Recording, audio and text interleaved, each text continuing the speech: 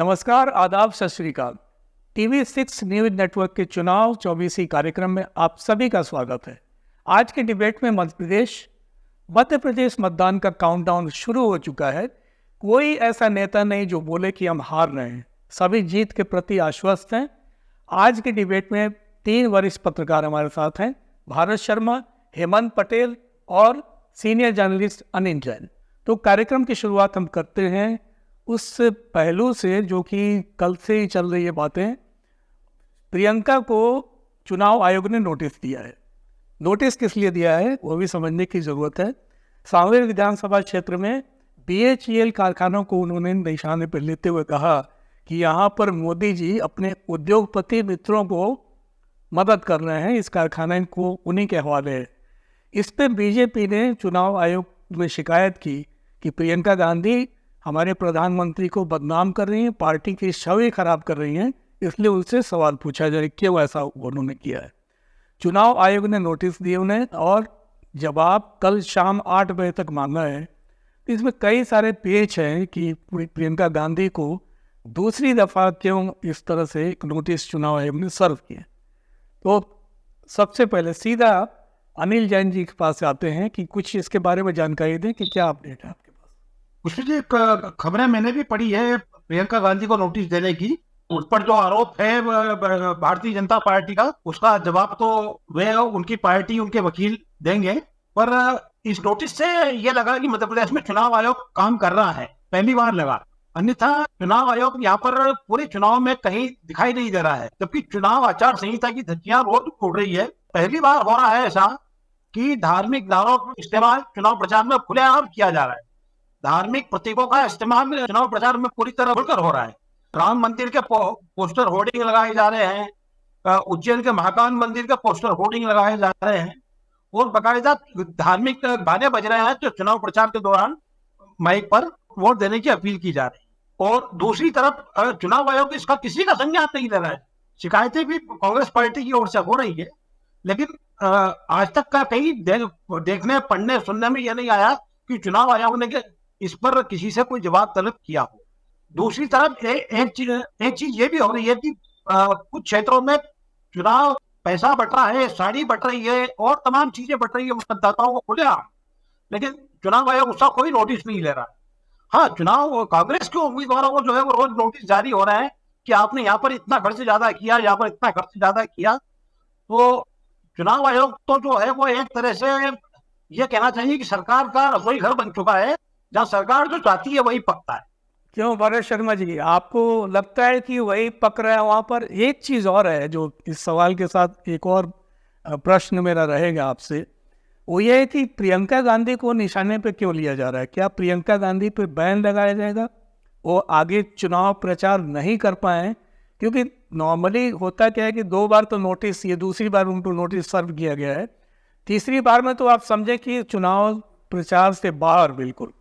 यह हो सकता है दूसरी बार में कोई एक्शन ले ले चुनाव आयोग। तो कहीं ना कहीं लग रहा है कि आगे चल के प्रियंका दूसरे सूबों में जो बच गए हैं जहाँ प्रचार करना है उनको, वहाँ रोका जाए। क्योंकि 2 ही स्टार प्रचारक एक तरह से, अब सच बात यह है कि राहुल गांधी और दूसरे नंबर पर प्रियंका गांधी, ये कांग्रेस के फ्रंट लाइन पे फायर ब्रांड नेता हैं। अगर एक को भी बैठा दिया जाए चुनाव प्रचार से तो फिर बड़ी मुश्किल हो जाएगी। आप क्या सोचते हैं? निश्चित तौर पर प्रियंका गांधी जिस तरीके से मध्य प्रदेश में कैंपेन कर रही हैं, या जो उनकी अपील है, और खास तौर पर जो ट्राइबल्स के बीच में, क्योंकि मध्य प्रदेश में या हिंदुस्तान में कहीं पर भी जो ट्राइबल्स हैं वो आज भी इंदिरा गांधी को जानते हैं प्रधानमंत्री के तौर पर, वो नरेंद्र मोदी को नहीं जानते। तो और प्रियंका गांधी की जो एक छवि है, या जिस तरीके से उन्होंने ट्राइबल्स के बीच में जाके इंदिरा गांधी की उन्होंने बात की, तो एक डर तो इनके अंदर है। दूसरी चीज यह है कि जो मध्य प्रदेश में जो ट्राइबल इलाका है उसको थोड़ा सा समझने की जरूरत है। लगभग 60 के करीब सीटें हैं जिन पर आदिवासी प्रभावी है, आदिवासी वोट लगभग, उसमें से कुछ आदिवासियों के लिए रिजर्व है और कुछ रिजर्व नहीं है। इसमें ज्यादा बड़ी संख्या में कांग्रेस चुनाव जीतती रही है, क्योंकि वो कांग्रेस का कोर वोट रहे हमेशा से। इस इलेक्शन, पिछले इलेक्शन में जरूर बीजेपी ने उनके बीच में घुसपैठ बनाई थी, लेकिन इस बार मतलब जो 2018 का जो चुनाव है, इसमें हम मालवा निमाड़ में देखते हैं कि कांग्रेस ने बड़ी लीड ली, और उसके पीछे या महाकौशल में ये दोनों इलाके आदिवासी बहुल हैं। तो ये आदिवासी राजस्थान में भी काफी बड़ी संख्या में है। कुछ कुछ जिले हैं जहां पर आदिवासियों का अच्छा प्रभाव है। तो किसी स्तर पर प्रियंका गांधी को रोकने की ये उनकी स्ट्रेटेजी होगी, क्योंकि वो देख रहे हैं कि एक अपील है। अब आप एक चीज और देखिए कि प्रधानमंत्री नरेंद्र मोदी और बीजेपी पिछले 2 साल से मध्य प्रदेश में आदिवासियों को टारगेट कर रहे हैं। इन्होंने पूरा वनाधिकार सम्मान यात्रा निकाली, और बीच में शिवराज सिंह ने ये कहा कि जितने वनाधिकार के जो लंबित मामले हैं वो 58 दिन में पूरे हो जाएंगे। 58 दिन का इनका कैंपेन था, जिसकी शुरुआत अमित शाह ने की थी, और जिसको मतलब समापन नरेंद्र मोदी ने किया था। लेकिन उसमें एक भी आदिवासी को अधिकार पत्र नहीं दिया गया। जितने क्लैशेज हैं आदिवासियों के बीच में, मतलब आदिवासी और फॉरेस्ट के बीच में, वो मध्य प्रदेश में है। सबसे ज्यादा मध्य प्रदेश में आदिवासी हैं, उसके बाद भी सबसे ज्यादा जो मतलब वनाधिकार जो कानून बना था, उसमें सबसे कम अधिकार पत्र जो बांटे गए हैं वो मध्य प्रदेश है। इसमें प्रियंका गांधी को बार बार इसलिए उसकी चर्चा इस समय जरूरी है कि महिला मतदाताओं की संख्या बढ़ी है, पहला। दूसरा है कि महिलाओं को फोकस करके सारी योजनाएं चलाई शिवराज सिंह चौहान ने, या मोदी भी उसको कहीं ना कहीं ले आ रहे हैं अपने बयानों में, भाषण में। और प्रियंका महिला मतदाताओं को अपने आईने में उतारने में बहुत आगे रही हैं, मुझे जहाँ तक लगता है। तो कहीं ना कहीं प्रियंका रोको अभियान का एक हिस्सा तो नहीं है चुनाव आयोग की तरफ से जो जारी की गई चिट्ठी? वही आपको बता रहा हूँ। देखिए, मैं आदिवासी इलाकों की बात इसलिए कर रहा हूँ क्योंकि मध्य प्रदेश में एक बहुत बड़ा हिस्सा है। अगर कांग्रेस इस हिस्से में अगर स्वीप करके ले जाती है, तो आप ये मानिए कि वो मतलब सरकार आराम से बना ले जाएगी। तो आपको जो ये पिछले 2 साल से या आज भी नरेंद्र मोदी झारखंड में बिरसा मुंडा उनके जो आदिवासी बिरसा मुंडा के जो गांव में जो हैं, और वहां पर जो आज कार्यक्रम कर रहे हैं, वो निश्चित तौर पर मध्य प्रदेश के आदिवासियों को लुभाने की ही कोशिश है, ये बताने की कि हम आदिवासियों को। तो ये जो प्रियंका की अपील है, महिलाओं का हिस्सा तो एक है, लेकिन खास तौर पर जो आदिवासियों के बीच में जाके वो अपील कर रही हैं, और इनकी पुरानी जो 2 साल की पूरी जो मेहनत को वो जो एक तरीके से मतलब असफल करने की कोशिश कर रही है, ये उसी कोशिश है। क्योंकि ये दो दोस्तों वाली बात या कारपोरेट मतलब सरकारी जो आप बेच रहे हैं, ये कोई ऐसे आरोप नहीं है जो आप जिसको लेकर ये कहें। इवन नरेंद्र मोदी खुद भाषण जिस तरीके के दिए हैं, या बीच में अमित शाह ने भी जो राजस्थान में जाकर जो बिल्कुल कम्युनल गेम खेला है कि यहाँ पर कन्हैया लाल की हत्या कर दी गई, और ये जो तमाम सारे जो उन्होंने जो ये भी कहीं ना कहीं आचार संहिता के उल्लंघन के मामले आते हैं, लेकिन उनमें कहीं पर भी चुनाव आयोग सक्रिय नहीं है। मध्य प्रदेश में नरेंद्र मोदी की जो सभा हुई थी इंदौर में, मुरैना में, उसमें तो महिलाएं फुल छाप साड़ियां पहनकर आई थी, और वो खुलेआम उन्होंने चैनलों पे ये बात कहा है कि ये हमको शिवराज सिंह ने बांटी है। उसके बाद भी चुनाव आयोग ने इस पूरे मामले में कहीं पर कोई संज्ञान नहीं लिया, ना कुछ इस पे नोटिस जारी किए गए हैं। तो ये निश्चित तौर पर एक तरफा कार्रवाई है, और इससे ये लगता है कि बीजेपी कांग्रेस से इस समय कम से कम डरी हुई है, और उसको ये लग रहा है कि जिस तरीके से ये दोनों भाई बहन कैंपेन को आगे बढ़ा रहे हैं, उसने पूरी बीजेपी की मतलब चूल्हे हिला के रख दी है, मेरा व्यक्तिगत तौर पर ये मानना है। जी जी। एक और चीज़ सोशल मीडिया पे कल से काफ़ी, सोशल मीडिया के साथ साथ मेन स्ट्रीम मीडिया भी, वो है कि मूर्खों का सरदार। ये मोदी जी की जुबान से निकली, नाम नहीं लिया राहुल गांधी का, मगर वो सारी बातें कह गई और ये बताने की चेष्टा की कि मोबाइल फ़ोन जो है भारत, उनके समय में सर्वाधिक मोबाइल फ़ोन बनता है। और यहाँ फ़ोन बनने का अर्थशास्त्र और ये समझाया, कुछ डाटा वगैरह, पता नहीं मोदी जी किस तरह से देखते हैं उस फर्क को, क्यों नहीं समझना चाहते हैं मोदी जी। एक रिपोर्ट देख लेते हैं कि उसमें क्या कहा है। भारत ने वित्तीय वर्ष 2023 में 10 अरब डॉलर यानी 82,000 करोड़ रुपए मूल्य के स्मार्टफोन निर्यात को पार कर लिया। मोदी चुनावी मंच पर इसे गेम चेंजर कह सकते हैं, लेकिन कोई पूछे कि भारत मोबाइल फोन बना रहा है या असेंबल कर रहा है? स्मार्टफोन देश में बनाने और बाहर से माल बनाकर असेंबल करने में बुनियादी फर्क है। Bharat semiconductor printed circuit board assembly PCBA display camera और बैटरी के आयात में अचानक वृद्धि हुई है। यह सब कुछ मोबाइल फोन असेंबल करने के काम आता है। भारतीय रिजर्व बैंक के पूर्व गवर्नर रघुराम राजन बताते हैं कि जो आंकड़े दिखाकर सरकार मेक इन इंडिया का क्रेडिट ले रही है, देश में मोबाइल फोन बनाने को लेकर नहीं, उसके असेंबली के कारण हो रही है। इस योजना की एक प्रमुख कमी यह है कि सब्सिडी का भुगतान केवल भारत में फोन असेंबली के लिए किया जाता है। भारत अभी भी मोबाइल फोन में इस्तेमाल होने वाली अधिकांश चीजों का आयात करता है। इसे ध्यान में रखने की जरूरत है कि 2018 में टैरिफ लगाए जाने के तुरंत बाद आयात कम हो गया था, लेकिन निर्यात में तेजी आने लगी। केंद्रीय बजट 2018 में केंद्रीय सरकार ने मोबाइल फोन और मोबाइल फोन के पार्ट्स दोनों पर सीमा शुल्क 15% से बढ़ाकर 20% कर दिया।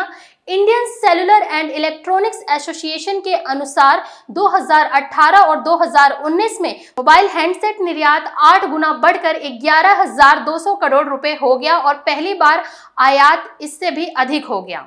लेकिन क्या यह असली तस्वीर है? उद्योग विशेषज्ञों के मुताबिक मोबाइल फोन कंपनियां तैयार फोन आयात करने और फिर भारत में असेंबल किए गए फोन आयात करने के बजाय पूरी तरह से नॉकडाउन किट आयात करती है। दिलचस्प बात यह है कि 2018 में टैरिफ लगाए जाने के बाद semiconductor printed circuit board assembly, PCBA display, camera और बैटरी के आयात में अचानक वृद्धि हुई है। यह माना जाता है कि सेमीकंडक्टर पीसीबीए डिस्प्ले, ली आयन बैटरी, बैटरी चार्जर और कैमरे का 100 आयात मोबाइल विनिर्माण में जाता है। और क्योंकि इन घटकों का उपयोग अन्य उत्पादों जैसे डीएसएलआर कैमरे, इलेक्ट्रॉनिक वाहन इत्यादि में भी किया जाता है, यह संभव हो सकता है कि आयात में वृद्धि इन उत्पादों की मांग में वृद्धि के कारण हो सकती है। रिजर्व बैंक के पूर्व गवर्नर रघुराम राजन कहते हैं, हम निश्चित रूप से यह दावा नहीं कर सकते कि तैयार सेल फोन के निर्यात में वृद्धि विनिर्माण क्षेत्र में भारत की प्रगति का प्रमाण है। निर्माता संभवतः केवल असेंबली में लगे हुए हैं। ऐसा लगता है कि वे टैरिफ लागू होने से पहले भी ऐसा कर रहे थे। सरकार स्पष्ट करे कि मोबाइल फोन के कौन से पार्ट्स देश में बनते हैं, उनकी लागत क्या है, लेबर कॉस्ट क्या पड़ रही है, विश्व व्यापार संगठन के नियमों का कितना पालन हो रहा है। सरकार को इस बात का विस्तृत आकलन करना चाहिए कि कितनी पीएलआई नौकरियां सृजित हुई है। इसी से दूध का दूध और पानी का पानी हो जाएगा। देखिए, इस रिपोर्ट के माध्यम से ये बताने की चेष्टा की गई थी हमारे यहाँ कि ये कहीं ना कहीं असेंबल करना मोबाइल को और मोबाइल को बनाना, मैन्युफैक्चर करना, दोनों में बहुत का अंतर है। और उस अर्थशास्त्र को लास्ट मोमेंट में मतदाताओं को, मध्य प्रदेश के मतदाताओं को या दूसरे इलाके के मतदाताओं को समझाना थोड़ा मुश्किल सा होता है आंकड़ों के सहित। मगर ये एक तरह का फ्रॉड है कि आप असल बात बताना नहीं चाहते हैं कि गड़बड़ कहाँ है। एक दूसरी बात यह है कि आप को इंडिया नाम से बहुत एलर्जी है, लेकिन आप देखिए कि मेक इन इंडिया का जो लोगो है, जो सिंबल है, वो शेयर के आगे मेक इन इंडिया लिखा हुआ है। तो हो सकता है कि आगे चल के बदल दें उन चीज़ों को। तो हेमंत पटेल जी, आप इन चीज़ों को किस नज़र से देखते हैं? आप दोनों बातें आपके सामने रखी मैंने। देखिए सर, बात चुनाव आयोग की है और यहाँ मध्य प्रदेश में जो हम देख रहे हैं, मैं जमीन पर जब देख रहा हूँ तो अमर्यादित भाषा शिवराज जी ने जिस प्रकार से प्रयोग किया कि जमीन के नीचे गाड़ दूंगा, एक एक को देख लूंगा, समझ जाना चाहिए, एक पे भी आंसू आना चाहिए। क्या मतलब है? भाषाई तौर पर बहुत स्तरहीन भाषा का प्रयोग किया जा रहा है। और ये अकेला उनकी तरफ से नहीं, तमाम बीजेपी के जो नेता हैं उनकी तरफ से भी इस तरीके का प्रयोग हो रहा है। मैं चूंकि भोपाल में हूँ और भोपाल की तमाम विधानसभाएं कवर कर रहा हूँ, मैंने राहुल गांधी की सभा को कवर किया और उस सभा के बाद नरेला में जो वहाँ सभा थी उसके जस्ट बाद शिवराज सिंह चौहान ने अगले दिन ही वहाँ कवर करी। मामला ठीक सामने, मतलब साफ था कि नरेला में स्थिति बिगड़ रही थी, डैमेज कंट्रोल करना था। विश्वास सारंग जो बीजेपी की प्रत्याशी हैं, वो वहां से कहीं ना कहीं उनको परेशानी दिख रही थी कि राहुल गांधी ने एक बड़ी सभा यहाँ कर दी। और वहां सबसे बड़ी मामले जो उठे, मेरे वरिष्ठ सहयोगी इस बात से सहमत होंगे कि बेरोजगारी यहाँ बड़ा मुद्दा है मध्य प्रदेश में। बेरोजगारी के साथ साथ उन्होंने तमाम सारे वो मुद्दे भी उठाए जो इस सरकार में उठे। व्यापम हुआ, पटवारी घोटाला हुआ, आपका क्या नाम से जो सिलेंडर, तमाम सारी और भी चीजें, महाकाल कॉरिडोर है, एमबीबीएस की सीट है, एमपीपीएससी का मामला है, तो ये तमाम सारे जो मुद्दे हैं उनसे कहीं ना कहीं जो है पीछा छुड़ाना चाहती है बीजेपी, और वो कांग्रेस इसलिए इस तमाम सारे मामले पर जो है वो बीजेपी कांग्रेस पर हावी होना चाहती है। अच्छा, रही बात हम चुनाव आयोग पर आते हैं, तो चुनाव आयोग जो है स्वतः संज्ञान लेने का अधिकार है उसे, भारतीय संविधान के अनुच्छेद 324(5) के तहत अर्धन्यायिक शक्ति रखता है, लेकिन उसका प्रयोग मुझे लगता है, और सर भी मेरी दोनों सर इस बात से सहमत होंगे, टीएन सेशन के बाद किसी ने भी इस तरीके का मामला उठाया नहीं। यानी इस तो चुनाव में हेमंत जी बार बार टीएन सेशन की याद आती है, किस तरह से वायलेशन हो रहा है। मैं फिर अनिल जी आपसे उस सवाल पे आता हूँ कि क्यों मोबाइल के बारे में एक मिस इन्फॉर्मेशन मतदाताओं को दिया गया कि स्मार्टफोन जो है इस साल बहुत ज़्यादा, लेकिन एक बात है ना कि जब कांग्रेस कोई आरोप लगाए तो पूरी तैयारी के साथ लगानी चाहिए। ये कहीं ना कहीं लगता है कि कांग्रेस को भी आरोप लगाने से पहले एक तैयारी करनी चाहिए कि मोबाइल फ़ोन जो स्मार्टफोन बने हैं मोदी के कार्यकाल में, उस स्मार्टफोन में क्या लोचा है, असेंबल करना और पूरा का पूरा एक फ़ोन बनाना, उसमें क्या फ़र्क है। इस फ़र्क को भी राहुल गांधी जब कोई चर्चा करते हैं तो वहाँ इसकी थोड़ी सी संक्षेप में भी कम से कम मतदाताओं को बतानी चाहिए। यानी कहीं ना कहीं कुछ कमियां रह जाती हैं भाषण देने में, जो फिर बाद में उसे लपेटने की कला में बीजेपी आगे रहती है। क्यों, क्या कहते हैं अनिल जी? निश्चित रूप से आप ये सही कह रहे हैं। राहुल गांधी जिस तरह से जनता से कनेक्ट करना चाहिए वो उनकी कमजोरी है। वो मैं समझता हूँ कि तो उनके साथ भाषा की समस्या है। वो जितना अच्छा अंग्रेजी में अपना आप को व्यक्त करते हैं उतना हिंदी में नहीं कर पाते हैं। ये समस्या प्रियंका के साथ नहीं है। प्रियंका हिंदी में बहुत सहज रूप से संवाद करती है और राहुल गांधी की तुलना में वो जनता से ज्यादा अच्छी तरह से कनेक्ट करती है। और ये इस मध्य प्रदेश में उनकी चुनावी सभाओं में भी क्या बोले ये देखा जा रहा है। ये तो कांग्रेस की कमजोरी आप जो कह रहे हैं ये बिल्कुल ये है कांग्रेस के स्टार प्रचारकों की, खासतौर से राहुल गांधी की। मतलब उनके जो रणनीतिकार हैं वो पूरा होमवर्क करके नहीं देते हैं कि राहुल जी इसको देख लीजिए और ठीक से उसको चुनाव की सभा में एड्रेस कीजिए। शायद उससे और मारक क्षमता बढ़ती कांग्रेस की। क्यों भरत शर्मा जी? की कमी यहाँ पर कांग्रेस के पूरे चुनाव अभियान के दौरान देखी जा रही है। बहुत सारी कुछ इस तरीके की कमी आती है। लेकिन एक इसमें चीज मैं और अपनी तरफ से जोड़ना चाहूंगा। ये हमारे जो साथी है पटेल जी जो ये बता रहे थे कि कांग्रेस के किस तरीके मतलब बीजेपी के नेता किस तरीके की भाषा का इस्तेमाल करते हैं। इसमें सबसे बड़ी जो खास बात है मध्य प्रदेश में यह है कि इस बार कांग्रेस के किसी भी नेता ने कोई न्यूज वॉल नहीं फेंकी है। अगर राहुल गांधी की अगर इस पर हम एक्चुअल कुछ मिस्टेक्स किया अगर विजय सिंह ने गद्दार का इस्तेमाल तो किया है, बार बार किया है। और गद्दार उस तरीके का शब्द नहीं है जिस तरीके के शब्दों पर ये लोग खेलते थे। आप गद्दार में फिर आप सिंधिया को डिफेंड नहीं कर सकते, क्योंकि ये जो गद्दार शब्द है ये सिंधिया जी के बीजेपी में आने से पहले बीजेपी वाले भी बोला करते थे।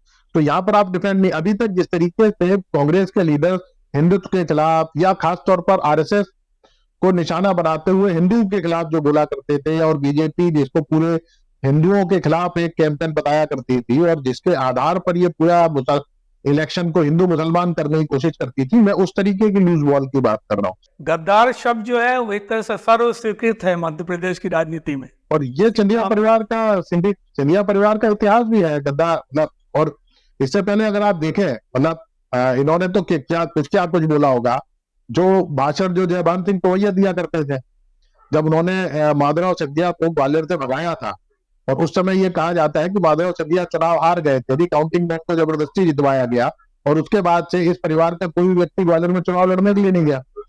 तो उस समय एक और बात, गद्दार का इफेक्ट मतलब चुनाव में गद्दार कितना प्रभावशाली है इस समय, उस परिवार की मैं बात कर रहा हूँ कि इस चुनाव में उनका कार्ड महाराज का कितना चल पा रहा है, ये थोड़ा बताएंगे संक्षेप में? ये जो गद्दारी है इसको आप 57 से मत जोड़िए। ये गद्दारी कमलनाथ के साथ की गई गद्दारी भी है, तो इसके दो अर्थ निकल रहे हैं। आप इसको उस सेंस में अगर 57 के लड़ाई के उसमें सेंस में लेकर जाने वाली बात नहीं है। पूरे ग्वालियर चंबल में इस बार जो बीजेपी की हालत खराब है, आप ये देखिए कि जो मतदाताओं के अंदर जो नाराजगी है खास तौर पर जिसको बीजेपी कैश नहीं कर पा रही है या बीजेपी उसको कहीं से भी कम नहीं कर पा रही है। यहाँ तक कि इनके नरेंद्र सिंह तोमर खुद चुनाव में फंसे हुए हैं। पूरे ग्वालियर चंबल संभाग में कोई भी नेता बीजेपी का ऐसा नहीं है आज की तारीख में जो ये कह सके कि हाँ ये सुरक्षित है और ये निकल रहा है। वहां जो एक मैसेज है लोगों के बीच में कि इन्होंने सरकार गिराई थी, क्योंकि लोगों ने बीजेपी की सरकार को हटाया था और सबसे ज्यादा जो वोट मिला था, मतलब जो हम अगर सीटों के हिसाब से अगर देखें, मध्य प्रदेश को अगर 6 अलग अलग हिस्सों में बांट दें तो 2018 में सबसे बड़ी लीड लेकर कांग्रेस ग्वालियर चंबल से ही आई थी और वहीं के इलाके से सिंधिया ने जिस तरीके से उस सरकार को गिराया, तो वो एक मैसेज लोगों के अंदर है और उसको लेकर लोगों में नाराजगी भी है। और सबसे बड़ी बात यह है, आप ये देखेंगे अगर आप जो लोग ग्वालियर चंबल में काम कर रहे हैं या लोगों के बीच में जा रहे हैं, ये नाराजगी केवल कांग्रेस के लोगों के अंदर नहीं है, बीजेपी के लोगों के अंदर भी है। और इसीलिए सबसे ज्यादा इनकी जो हालत खराब है वो ग्वालियर चंबल में इस बार फिर से है। इसको लेकर ये तमाम कोशिशें कर रहे हैं कि कहीं ना कहीं से इसको बैलेंस करने का कुछ व्यवस्था इनके पास हो पाए। मध्य प्रदेश में 5,50,00,000 मतदाता हैं और इन मतदाताओं में 22,36,000 नए वोटर हैं। नए वोटर यानी कि यंगस्टर्स होंगे और उनको अपने आईने में उतारने, उनको लुभाने, तरह तरह के सपने दिखाने की कवायद भी चल रही है। साथ साथ सपने कांग्रेस भी दिखा रही है, सपने सत्तारूढ़ पक्ष भी दिखा रहा है। तो उनको किस तरह से समझाइश करने में कौन सा दल आगे है, थोड़ा सा हेमंत पटेल जी चूंकि यंग भी हैं, यंगस्टर्स की नब्ज को पहचानते होंगे, तो थोड़ा बताएं हेमंत जी किस तरह है, क्या हो सकता है। सर 22 लाख मतदाता तो नए हैं, लेकिन अगर मध्य प्रदेश का बेरोजगार पंजीयन कार्यालय से अगर आप डाटा देखेंगे तो यह डाटा 38,92,950 बेरोजगारों का आंकड़ा है सर में। और ये बेरोजगारों का आंकड़ा है तो स्वाभाविक है कि इस समय रोजगार की बात कौन कर रहा है। तो ये स्वाभाविक सी बात है कि उस तरफ किसकेगा। शिवराज सिंह चौहान लाभ कह लें कि महिलाओं की तरफ से उनको जो सॉफ्ट बॉल मिल रहा है, महिलाओं को उनकी तरफ से सहयोग प्राप्त होगा। लेकिन मुझे लगता है, जो मैं इतनी अभी इस समय की कवरेज कर रहा हूँ, तो मुझे जो दिख रहा है वो फ्रंट पे यही दिख रहा है कि व्यापम घोटाला, पटवारी घोटाला, 7-7 साल से 8-8 साल से लड़का तैयारी कर रहा है, उसकी ओवर एज हुए जा रही है, वो ना घर का है ना घाट का है। मतलब कहने का मतलब ना उसकी नौकरी लग रही है, ना वो माता पिता से ये कर पा रहा है कि भाई मेरी शादी कर दो। शादी तभी ना होगी कि जब वो नौकरी लगेगी या वो कुछ इस तरीके के व्यवस्था में हो पाएगा कि यार मैं अपने घर में सपोर्ट कर सकूं। अपनी बहन की शादी है, तमाम सारे ऐसे मामले हैं और मुद्दे हैं जो नादाराज है, और इस पे बीजेपी खासतौर पर बात नहीं कर रही है। बीजेपी ये दिक्कत यही है कि वो धर्म के नाम पर चुनाव करना चाहती है। वो अगर यही बात होती है, 18 साल आप थे, 18 साल में आपने क्या करा। पीएससी के 2 मेंस की वेटिंग अभी चल रही है, अपना इस समय हाईकोर्ट में चल रहा है मामला, उसकी वेटिंग हो रही है। तमाम सारे ऐसे मुद्दे हैं सर जिनको मतलब गिनाया कम ही जाता है, बताया कम ही जाता है। खासतौर पर अच्छी बात है कि इस समय कांग्रेस उठा रही है उन मुद्दों को, लेकिन युवाओं के मुद्दे उठाए नहीं जा रहे। अनिल जी और भरत शर्मा दोनों से बारी बारी से मैं पूछूंगा, पिछले मतदान में बहुत कम का फासला रहा है कांग्रेस और बीजेपी के बीच में। बीजेपी को 41.2% वोट हासिल हुए थे और कांग्रेस को 40.89% मत प्राप्त हुए थे, और इन दोनों के बीच प्राप्त मतों का अंतराल 0.13%, यानी कि आधे से भी कम प्रतिशत का फासला था। तो इस बार क्या लग रहा है, जिस तरह से राहुल गांधी बार बार बयान दे रहे हैं कि इस बार तो एकदम लैंडस्लाइड विक्ट्री हमारी होने जा रही है, तो भरत जी आप सबसे पहले बताएं कि क्या रहेगा ये फासला। असल में मध्य प्रदेश की जो तासीर है, अगर आप देखेंगे पिछली बार मध्य प्रदेश में लगभग 48 सीट्स ऐसी थी जिनमें हार जीत का अंतर 5,000 से कम था, और लगभग 10 सीटें ऐसी थी जहां पर 1,000 से कम में हार जीत हुई है, वो दोनों ही पार्टियों के लोग थे। इस बार लगभग 50 सीटें ऐसे होने वाली हैं जिनमें हार जीत का अंतर बहुत कम रहने वाला है। इन सीटों के ऊपर जितने बागी हैं, वो कांग्रेस के बागी हैं और बीजेपी के बागी हैं, या सपा बसपा से टिकट लेकर आए हैं, वो बहुत बड़ा खेल करने वाले हैं इन 50 सीटों के ऊपर। अब उसमें जो जिसको ज्यादा डेंट लगाएगा वो सरकार बना के ले जाएगा। इन दोनों को आप ये मान के चल सकते हैं कि 70 से 80 सीटें दोनों पार्टियों की लगभग फिक्स है, और उसके बाद जो बची हुई सीटें हैं उसके बीच में ये घमासान है। ये तो सीधी एक आंकड़ों की बात हुई। ये दूसरी एक चीज ये है कि इस बार पहली बार हम ये देख रहे हैं कि बीजेपी कांग्रेस की तुलना में ज्यादा बागियों से जूझ रही है।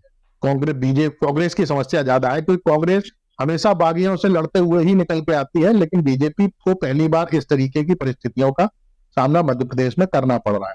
ये एक तीसरी चीज है। दूसरी चीज है, अब इसमें तीसरी चीज ये है कि शिवराज सिंह चौहान बीजेपी की गले की हड्डी है। इस तरीके से हड्डी है कि अगर शिवराज सिंह चौहान के चेहरे को ये आगे लेके चलते हैं तो बड़ी संख्या में मतदाता नाराज है, और अगर शिवराज सिंह को अगर पीछे करते हैं तो खास तौर पर महिला वोटर और ओबीसी वोटर जो शिवराज सिंह की वजह से बीजेपी से जुड़ा हुआ है वो खिसकता है। तो ये बीजेपी के गले में घंटी बनकर एक फंस गया है। अब इसमें एक चौथी चीज मैं आपको और जोड़ता हूं। मुझे लगता है ये जानकारी अभी तक कहीं किसी ने दी नहीं होगी, लेकिन मैं आज आपको ये जानकारी दे रहा हूं कि मध्य प्रदेश में पहली बार बड़ी संख्या में जनसंगठन और जन आंदोलन राजनीति का हिस्सा बन रहे हैं। अभी तक वो लोग आंदोलन करते थे लेकिन कभी राजनीति की बात नहीं करते थे। इस बार उन्होंने लगभग 40 ऐसी सीटों को आइडेंटिफाई किया है जहां पर हार जीत का अंतर कम रहता है, और उन सीटों के ऊपर ये सारे जनसंगठन काम कर रहे हैं बीजेपी को हराने के लिए। पूरा जो नर्मदा की डूब का इलाका है वहां पर काले दिन मनाए गए हैं, और जब नरेंद्र मोदी जिस समय उस इलाके में आए थे वहां पर लोग काले झंडे लेके निकले और उन्होंने काली दिवाली मनाई है। ये जो मैसेज जो वहां पर जो जिस तरीके की राजनीति करने की कोशिश की जा रही है, तो मेरा ये मानना है कि ये जो राजनीति की प्रक्रिया अगर मध्य प्रदेश में चल रही है और अगर इसमें सफलता मिलती है, अगर ये विरोध वोटों में तब्दील होता है, तो राहुल गांधी जो कह रहे हैं कि 1.5 तो पार जाएगा, मेरा मानना है कि 1.5 तो पार जाएगी।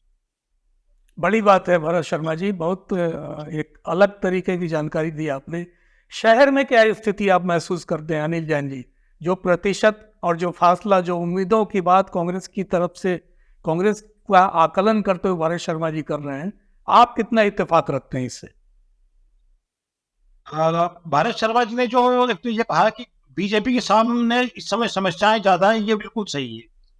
और दूसरा, बीजेपी के सामने एक समस्या जो है वो इस बार अमित शाह बढ़ा गए हैं। अमित शाह ने यहाँ पर कार्यकर्ताओं की एक बैठक में कहा कि जो अधिकारी कमल का ध्यान नहीं रखे उसका नाम नोट कर लो, उसे सबक सिखाया जाएगा। ये अखबारों में रिपोर्ट भी हुआ है उनका भाषण। और ये इस भाषण का काफी प्रचार भी हुआ उनका, तो ब्यूरोक्रेसी में काफी नाराजगी है इस भाषण को लेकर। तो जैसा समर्थन ब्यूरोक्रेसी का पिछले चुनाव तक मिलता रहा है भारतीय जनता पार्टी को, वो मुझे लगता है कि इस बार वैसा नहीं मिल पाएगा।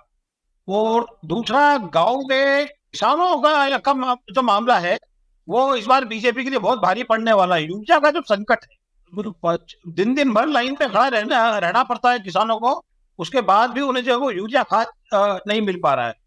और इसको लेकर जो है किसानों में जो असंतोष है वो, और किसानों के साथ साथ फिर महिलाओं, नौजवानों में, तो ये सारी चीजें जो है वो बीजेपी के लिए इस बार बहुत ही तकलीफदायक है।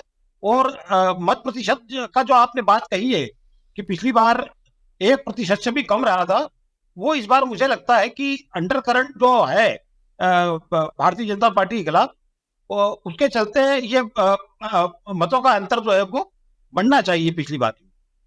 हेमंत पटेल जी, आपको लगता है कि इस बार बेरोजगार और युवा पूरा गेम बदल देंगे, पलट देंगे, सारा का सारा जो आकलन है दूसरी दिशा में जा सकती है चीजें?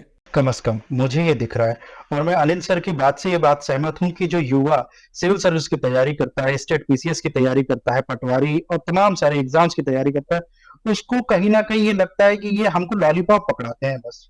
सर, मेरी तमाम सारे अधिकारियों से बात होती है, मंत्रालय में बात होती है, तो वो ये दबे जवान तो कहते हैं कि कम से कम इस तरीके की राजनीति से हमको दूर रखा जाए, कि जो कहा है अमित शाह ने कि भाई देख लेंगे, इस तरीके की राजनीति से हमको दूर रखा जाए। हमको डराने की ये एक नया पैतरा अपना रहे हैं और इस तरीके से डराते हैं।